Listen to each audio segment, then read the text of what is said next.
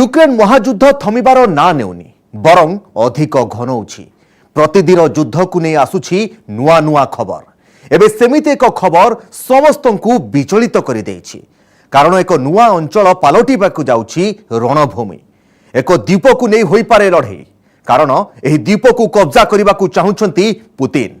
जदि एहा उपरे पुतिन आक्रमण करंती तेबे हुएतः आरंभ होई जाई पारे विश्वयुद्ध। कारण पुतिन एही द्वीप को जितिबा लागि मनस्थ करि सारिछंती एवं समस्त प्रस्तुति भी करिछंती।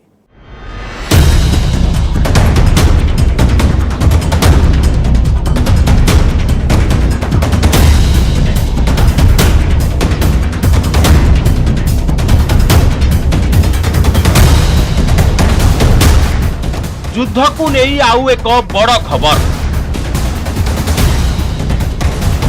महायुद्ध रे जोड़ी हेब नुआ अध्याय। खूब शीघ्र नुआ अंचल को व्यापीब युद्ध। यूक्रेन नुहे नुआ युद्ध क्षेत्र रे हेब समर। मुहामुही होई पारंती रूसिया और नाटो। बरफर सफेद चादर पालटिब लाल।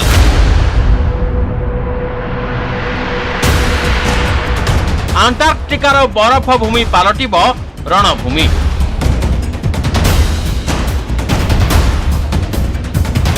रूसिया बाहिनी कलानी जोरदार प्रस्तुति।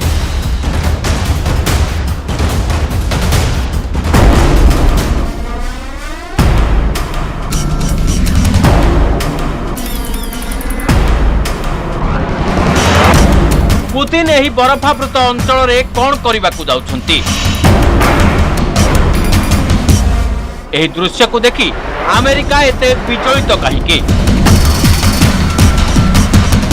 बरफ को भांगी आगो को बढ़ुथिबा एही जहाज को देखी नाटो एते व्यस्त कहिके? कौन एही अंटार्कटिका? एहाकु नहीं रूसियार प्लानिंग कौन रही? यह हेउछि बरफर महासागर। आउ एहाकु पार करबाकू रूसिया जोगाड़ करिछि विशाल टैंक। यूक्रेन परे अंटार्कटिका उपरे कब्जा करबा लागि पुतिन को पाखरे रहिछि स्वतंत्र जहाज। पुतिन को पाखरे अंटार्कटिकार बरफरे लढिबा लागि स्वतंत्र फोर्स भी रही। पुतिन को पाखरे अंटार्कटिकार रही स्वतंत्र सेना शिविर। आउ एही सेना शिविर को नाटो बाहिनी ठारू सुरक्षित रखिबा लागि पुतिन को पाखरे रही दुनियार सबुठु खतरनाक टैंक, जहाको दुनिया T-14 आर्माटा नारे जाने।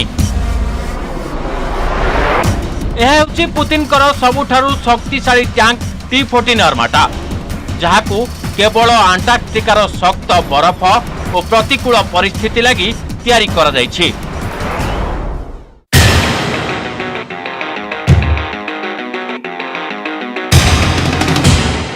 T-14 आर्माटा को रूसिया रे कहा जाए गेम चेंजर।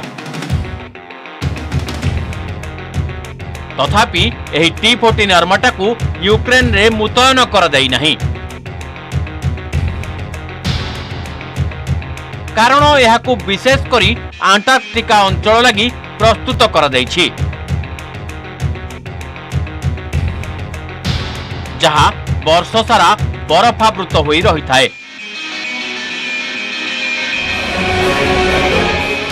2015 रे रूसियार वार्षिक विक्ट्री परेड रे दुनिया आगकू प्रथमे आसीथिला एही T-14 आर्माटा टैंक।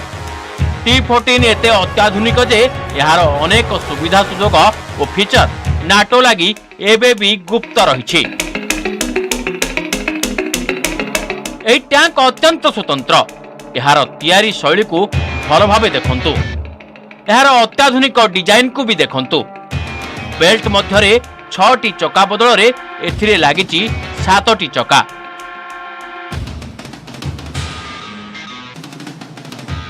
शहे 25 मिलीमीटर विशिष्ट यार तोप संपूर्ण भावे ऑटोमेटिक लोडेड होता है, जहां गोला भी माड़ कर मिसाइल भी। आंटार्कटिकार बरफरे लढ़िबाकू प्रस्तुत होइथिबा एही टैंक दुनियार सबुठू आधुनिक और सुरक्षित टैंक मध्यरे अन्यतम।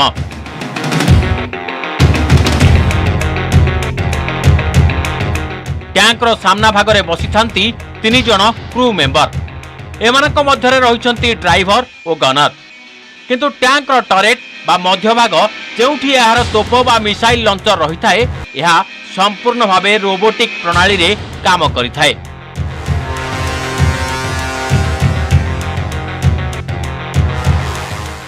T-14 रे लागिछि एक्टिव प्रोटेक्शन सिस्टम जहा एहाकू एंटी टैंक मिसाइल रो बंचाई थाए। शत्रु जावेलिन फायर करू बा एलएन जहा द्वारा यूक्रेन रे रूसियार सर्वाधिक टैंक क्षतिग्रस्त होईछि सेही भली एंटी टैंक मिसाइल को भी निरस्त्र करिबा लागि T-14 रे रहिछि अत्याधुनिक व्यवस्था। एही उन्नत प्रजुक्ति एबे भी अमेरिका और तार मित्र देश लागि पालटिछि बड़ रहस्य।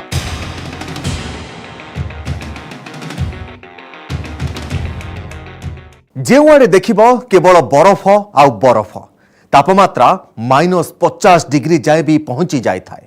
तथापि से अंचल रे निजर वर्चस्व प्रतिष्ठा लगी लड़े चली कहीं ए सजबाज जानिबा ए ब्रेक परे।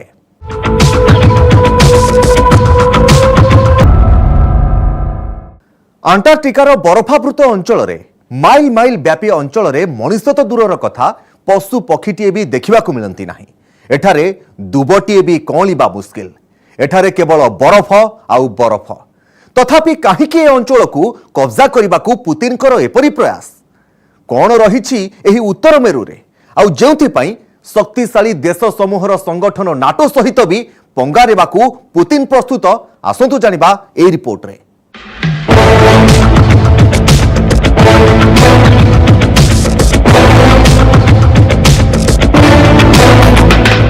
शीघ्र उत्तर मेरु हेब अशांत।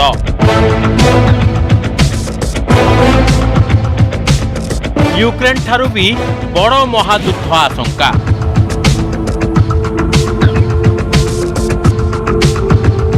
अंटार्कटिका पालटिब नुआ रणभूमि।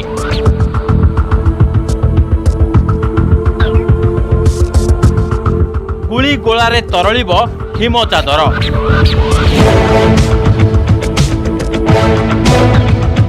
नाटो और रूसिया मुहांमुही आशंका।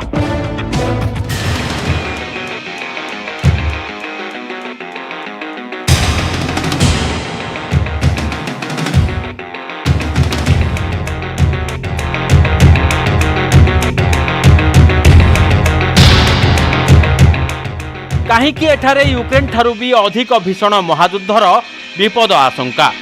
अंटार्कटिकार बरफ हटाई किपरि एठारे तृतीय विश्वयुद्ध लगी चली क्षेत्र प्रस्तुति।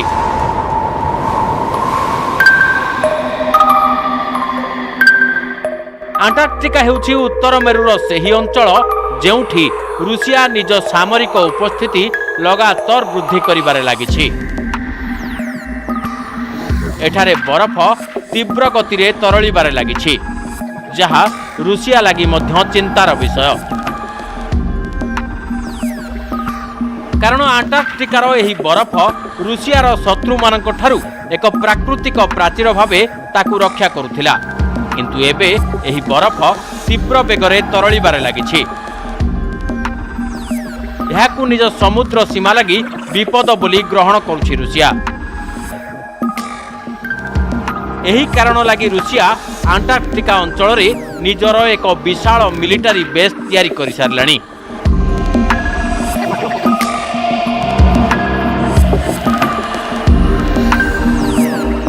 यह हेउची रूसिया स्लाभा क्लास रो मिसाइल क्रूजर मार्शल उतनोसोव। एही क्लास रो आउ एक युद्धपोत थिला मस्कोभा जहाकू बुड़ाई देइछि यूक्रेन। एबे मार्शल उतनोसोव अंटार्कटिका अंचल रे रूसिया सीमार जगारखा करुछि। ए अंचल रे एही युद्धपोत पालटिछि रूसिया नौसेनार महाशक्ति।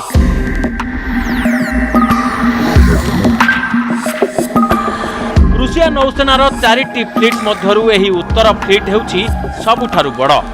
नाटो को सबुठु बड़ विपद रूसियार एही बाहिनी ठारु रहिछि कारण एहा मध्यरे सामिल रहिछि अनेक परमाणु बुड़ा जहाज।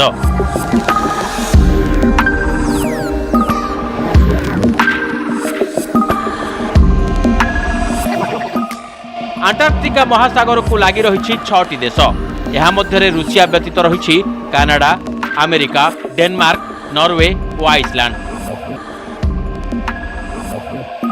एजाए सुनसान पड़िथिबा एही अंचल उपरे रही सारा दुनियार नजर, कारण ग्लोबल वार्मिंग जोगु एही सागरर बरफ तीव्र बेगरे तरळिबारे लागिछि। सेथि जोगु हजार हजार कोटी टंकार गैस और तेल पाइबा लगी विश्वर अनेक देश एही अंचल रे अनुप्रवेश करिबारे लागिछथि। यह मध्य सबुठु तीव्र बेग रही रूसियार। यूक्रेन युद्ध आरंभ होबार बहु पूर्वरु पुतिन अंटार्कटिका को नहीं अनेक मौन दाबी रखिछथि।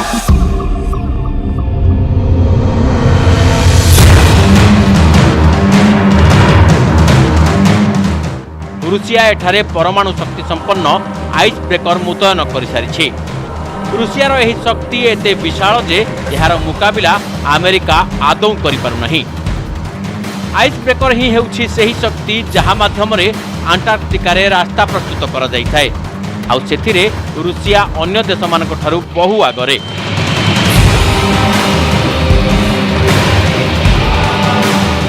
रूसिया पाखरे रही 6टी परमाणु शक्ति संपन्न आइस ब्रेकर, किंतु अमेरिका पाखरे रही मात्र 2टी। यह बिना अंटार्कटिका उपरे कब्जा करने कौनसी सेना लगी असंभव। दुनियार सबुठु बड़ न्यूक्लियर आइस ब्रेकर भी रही रूसिया पाखरे और अन्य देश यार मुकाबिला करिबारे सक्षम नुहंती।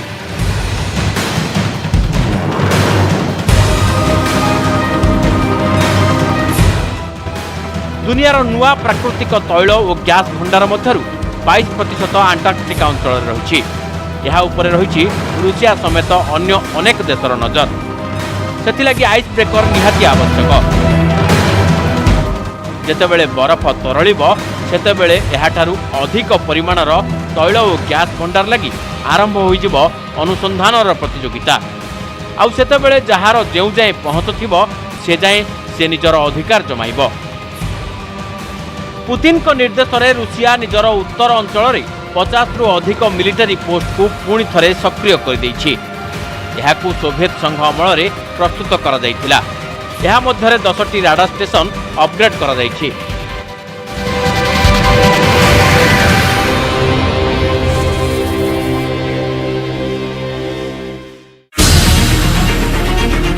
यूक्रेन युद्ध मध्य ही दुनिया रे अंटार्कटिका को नहीं बाजिछि अलार्म। दुनियार विभिन्न गणमाध्यम रे चर्चा होइछि पुतिन को उद्देश्य ठीक नहीं। यूक्रेन परे अंटार्कटिका हेबाकू जाउछि परवर्ती युद्धभूमि। यूक्रेन उपरे आक्रमण समय ही रूसिया अंटार्कटिका आखपाखरे निजर सेना मुतयन कर देइथिला, जहां अमेरिका कानाडा व्यतीत नॉर्वे को विचलित कर देइथिला। नॉर्वे अंटार्कटिका उपकूल रे और रूसिया पाखापाखि एक नाटो मेंटभुक्त देश। एबे नॉर्वे को लागुछि अंटार्कटिका सह पुतिन का परवर्ती टार्गेट नॉर्वे होई पारे।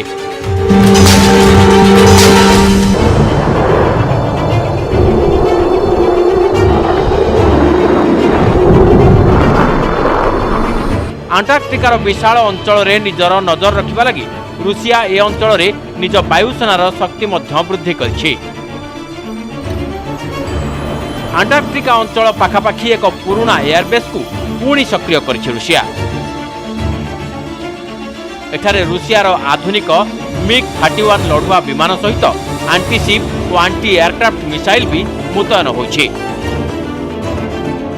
मिग-31 किंजल मिसाइल मध्य एथिरे खंजा जाइछि, जहाकू रूसिया गत किछि वर्ष मध्यरे तैयारी करिछि। रूसियार सुपरसोनिक जेट मिग-31 रु छड़ा दउथिबा एही मिसाइल एते खतरनाक जे याकू बुझिबाकू टिके उद्यम करंतु। मिग-31 निज शब्द ठारू 3 गुणा बेगरे गति करिथाय।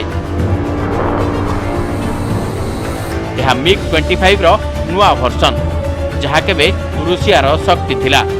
एही विमान भारत पाखरे मध्य थिला। एपरि 8टी फाइटर जेट बरेली एयरबेस रे मुतयन थिले। एबे मिग-31 रूसियार स्ट्रेटेजिक फोर्स रो एक शक्ति पलटिछि। एही विमान एबे हाइपरसोनिक मिसाइल सह संयोग करा जायछि, जहा फल रे ରୁଷିଆ ଏୟାର ପାୱାରର ରେଞ୍ଜ ଅନେକ ଗୁଣରେ ବଢ଼ି ଯାଇଛି। କିଞ୍ଜଲ ହେଉଛି ଏକ ହାଇପରସୋନିକ୍ ମିସାଇଲ୍, ଯାହା ରୁଷିଆର ଇସ୍କନ୍ଦର ମିସାଇଲ୍ର ଏୟାର ଭର୍ସନ। ଏହାର ବେଗ ହେଉଛି ପ୍ରତି ଘଣ୍ଟାରେ 10,000 କିଲୋମିଟର। ଏହି ମିସାଇଲ୍ 2,000 କିଲୋମିଟର ରେଞ୍ଜ ଯାଏ ପରମାଣୁ ୱାରହେଡ୍ ସହ ଆକ୍ରମଣ କରିପାରେ। ଏହି ମିସାଇଲ୍କୁ MiG-31ର ବେଲି ଅର୍ଥାତ୍ ତଳ ସ୍ତରରେ ଇଞ୍ଜିନ୍ର ଠିକ୍ ମଝିଆମଝି ଫିଟ୍ କରାଯାଇଥାଏ। ଠିକ୍ ସେହିଭଳି ଯେପରି ସୁଖୋଇ ଫାଇଟର ଜେଟ୍ରେ ଖଞ୍ଜା ଯାଇଥାଏ ବ୍ରହ୍ମୋସ।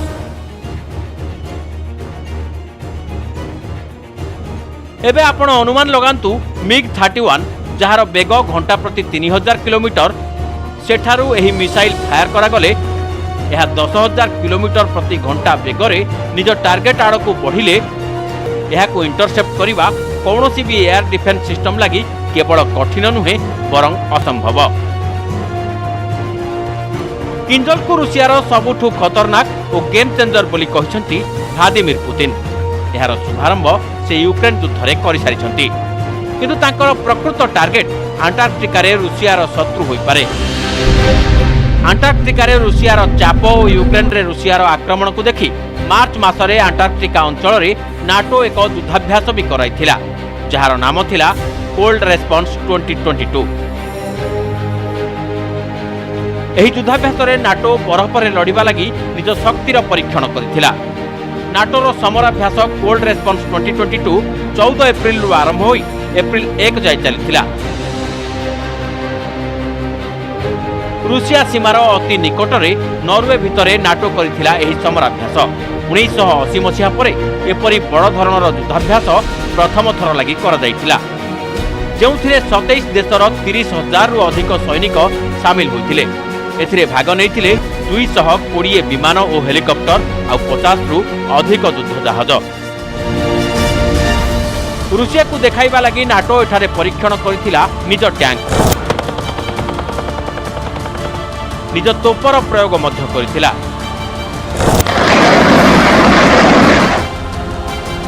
ନାଟୋର ଜାହାଜ ମଧ୍ୟ ଲଗାତାର ଉଡ଼ାଣ କରିଥିଲେ। ନାଟୋ ସମୁଦ୍ରରେ ବି ନିଜ ଶକ୍ତି ଦେଖାଇଥିଲା। ନାଟୋ କ'ଣ? ନାଟୋର ଡର କାହିଁକି? ନାଟୋର ଶକ୍ତି ଓ ତାର ଦୁର୍ବଳତା କ'ଣ? ଆଉ ଏସବୁ ମଧ୍ୟରେ ରୁଷିଆକୁ ନେଇ ନାଟୋର ଆଶଙ୍କା କାହିଁକି? ତାହେଲେ କ'ଣ ୟୁକ୍ରେନ ପରେ ରୁଷିଆ ଆଉ ନାଟୋ ମୁହାଁମୁହିଁ ହେବେ? ତାହେଲେ କ'ଣ ରୁଷିଆ ନାଟୋ ଉପରେ ଆକ୍ରମଣ କରିଦେବ? ଆଣ୍ଟାର୍କଟିକା ଅଞ୍ଚଳରେ ସେନାର ସମୀକରଣ ଏହି ଭୟକୁ ଅଧିକ ବଢ଼ାଇ ଦେଇଛି। 40 ବର୍ଷ ପରେ ହୋଇଥିବା ଏତେ ବଡ଼ ସମରାଭ୍ୟାସରେ ନାଟୋ ନିଜର ଫୁଲ୍ ଫାୟାର ପରୀକ୍ଷଣ କରିଛି। ଏବେ ନାଟୋ ସାମ୍ନାରେ ସବୁଠୁ ବଡ଼ ଚ୍ୟାଲେଞ୍ଜ ହେଉଛି ରୁଷିଆକୁ ୟୁକ୍ରେନ ପାଖରେ ସୀମିତ ରଖିବା। କାରଣ ଏହାଠାରୁ ଯଦି ପୁତିନ ଆଗକୁ ବଢ଼ନ୍ତି ତେବେ ଏହା ତୃତୀୟ ବିଶ୍ୱଯୁଦ୍ଧର ରୂପ ନେଇପାରେ। ଆଉ ଏହି ବିପଦ ଏବେ ଆଣ୍ଟାର୍କଟିକା ଉପରେ ଦେଖାଦେଇଛି। ହୁଏତ ଆଣ୍ଟାର୍କଟିକା ପାଲଟିପାରେ ତୃତୀୟ ବିଶ୍ୱଯୁଦ୍ଧର ଆଗାମୀ ରଣକ୍ଷେତ୍ର।